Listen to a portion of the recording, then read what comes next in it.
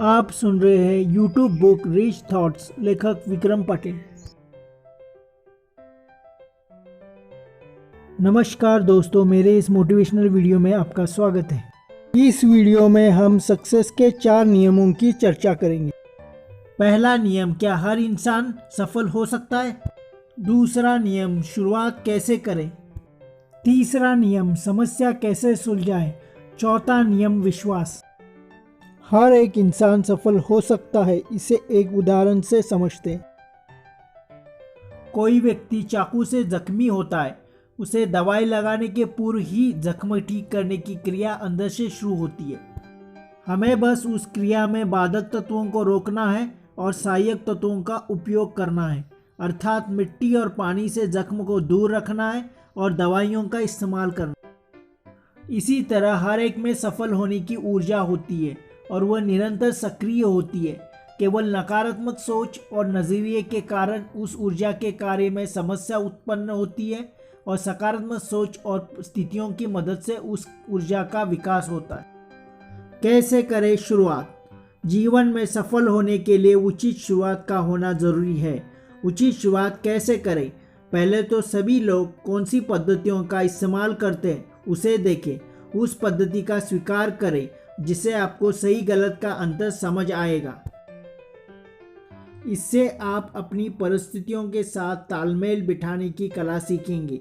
आपका अनुभव बढ़ेगा जिससे आप निर्णय लेने में सक्षम बनोगे और धीरे धीरे आपकी उन्नति होगी। समस्याओं को कैसे सुलझाएं? समस्याओं को सुलझाने के लिए सबसे महत्वपूर्ण 3 तत्व। पहला, उपलब्ध संसाधन और पद्धति। दूसरा, प्रकृति के नियम। तीसरा, परिस्थितियां।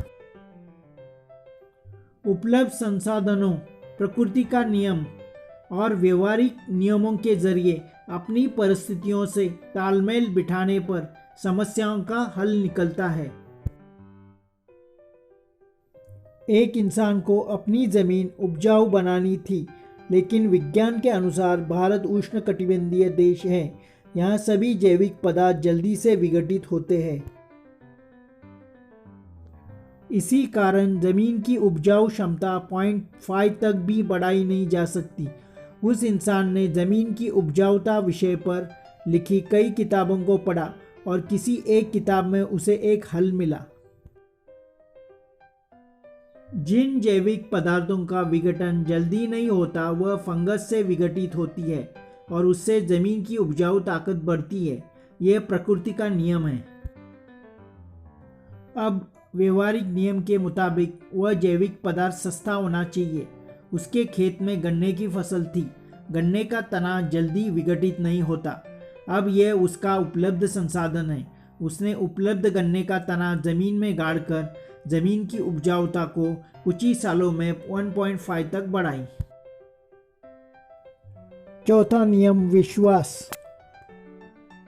विश्वास किसी ठोस बुनियाद पर खड़ा होता है। बुनियाद कोई भी हो, कल्पना भी हो तो भी चलेगी, क्योंकि विश्वास बुनियाद के सहारे चलता है। लेकिन वह मजबूत चाहिए, तभी विश्वास मजबूत बनेगा। जब किसी बच्चे को गोद लिया जाता है तब उस बच्चे का विश्वास होता है कि गोद लिए दंपति ही उसके सच्चे माता पिता है। यहाँ पर बुनियाद काल्पनिक है लेकिन मजबूत है। विश्वास, श्रद्धा। हमारे मस्तिष्क में विश्वास हेड केमिस्ट होता है। हमारे आचार विचार और क्रियाकल्पों पर उसका नियंत्रण होता है। विश्वास कैसे बनता है? वह कैसे होता है? विश्वास एक भाव है। श्रद्धावान इंसान हमेशा खुशी से जीता है। किसी भी परिस्थितियों के पीछे एक सुखद अनुभव होता है। तर्क और स्पष्टीकरणों से विश्वास को निर्माण कर सकते हैं।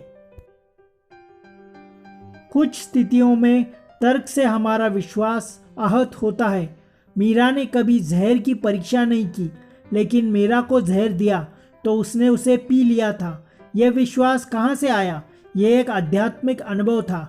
मस्तिष्क के स्तर पर विश्वास डगमगाता है, लेकिन यही विश्वास शुद्ध भावना का रूप लेता है तो वह किसी भी स्थिति में अखंडित रहता है। कैसे बढ़ता है आत्मविश्वास? मनुष्य में आत्मविश्वास चरमबद्ध तरीके से बढ़ता है। पहले छोटे छोटे कामों से शुरुआत करें और उसे पूरी ईमानदारी से करें। किसी काम में आपको समस्या आती है तब आपको मार्गदर्शक की ज़रूरत होती है। उस काम को मार्गदर्शक के निर्देशन में करने से आप सफल होते हो तो आपका आत्मविश्वास बढ़ता है। धीरे धीरे स्थितियां बनती चली जाती है और आप उस काम को पूरी सफलता से अंजाम तक पहुंचाते हैं। इस प्रक्रिया में आपका आत्मविश्वास बढ़ता है, इसलिए हर नया काम मार्गदर्शक के निर्देशन में करें।